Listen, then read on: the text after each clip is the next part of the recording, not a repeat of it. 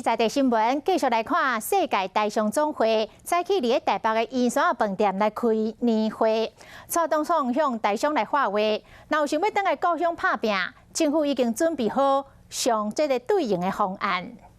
总统好，总统蔡英文本人参加世界大象总会年会嘛，和大象讲，这段时间以来，疫情也带来了全球经济秩序的变动，以及全球供应链的重组，在这一波的变动当中，也出现了很多新的机会。如果有台商朋友想要回来，故乡打拼，我们也有相应的方案。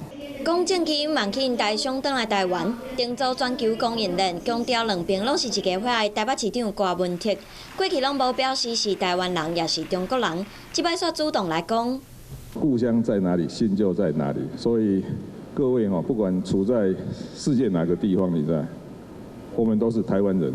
立场敢若有转变，想要抢大象票。郭文铁目前表示要直接选总统，互人认为有可能选2024年民进党的候选人桃园市长郑文灿和柯文哲是这组伙。今天市长选总统的，一定支持他。今天是跟柯市长有种同台较量的意味。不管安怎问，郑文灿和柯文哲拢无应声。2024年总统换人做，想要选的人拢提早准备。